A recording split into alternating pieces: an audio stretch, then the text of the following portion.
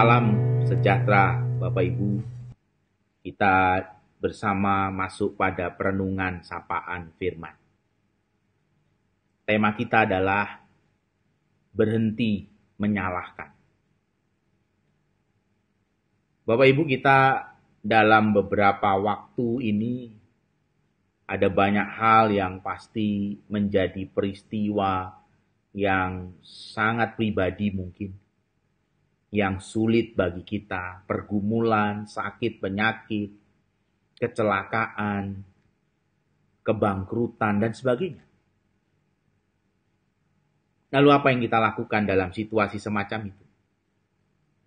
Banyak orang memilih untuk mencari siapa yang salah. Bahkan juga ada orang yang menunjuk dirinya sendiri, ya ini salahku. Sehingga penderitaan ini terjadi. Ini cara dunia menyikapi penderitaan, seringkali mencari siapa yang salah.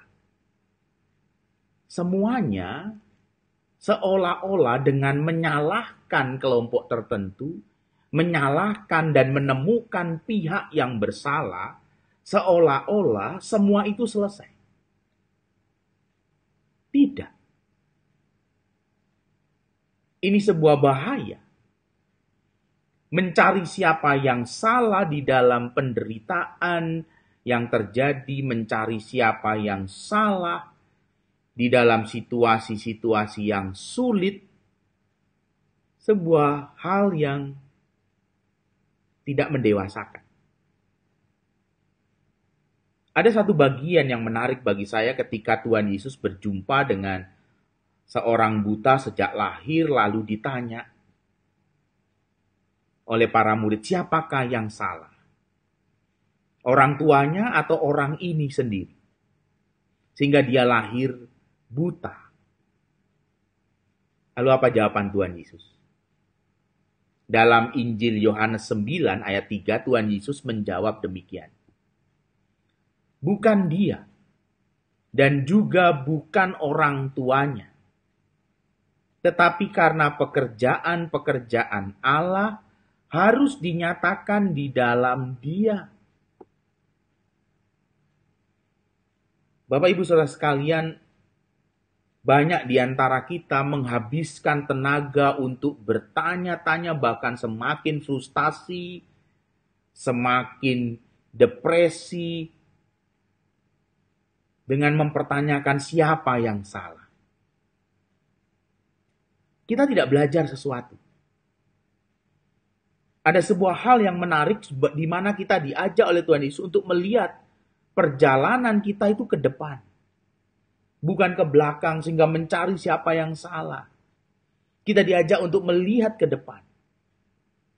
Sehingga Tuhan Yesus mengatakan, yang terpenting bukan mencari siapa yang salah, tetapi apa yang menjadi pekerjaan Allah melalui hal yang terjadi ini.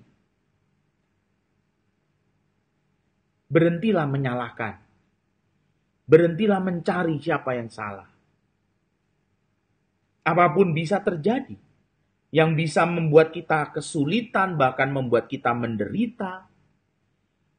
Bahkan ada banyak hal yang tidak bisa kita jawab. Siapa yang salah?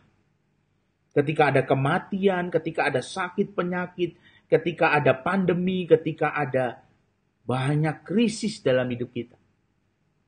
Kadang kita nggak punya jawaban. Dan untuk apa kita mencari-cari siapa yang salah? Berhentilah menyalahkan. Dan mari kita belajar dari Tuhan Yesus. Untuk melihat ada pekerjaan-pekerjaan Allah yang hendak dinyatakan.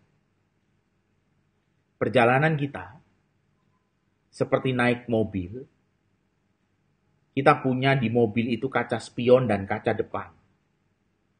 Kaca spion itu kecil saja. Karena kita hanya sekali-sekali saja melihat ke belakang. Tetapi kita punya kaca depan yang lebih lebar. Karena mobil kita itu berfungsi untuk bergerak maju ke depan.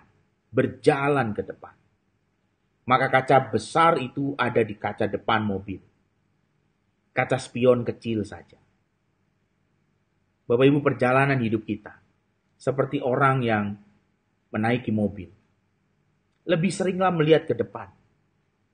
Pekerjaan Allah yang seperti apa yang akan dinyatakan.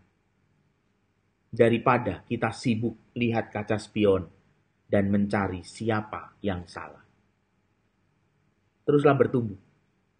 Karena pekerjaan-pekerjaan Allah itu menumbuhkan dan mendewasakan iman. Amin.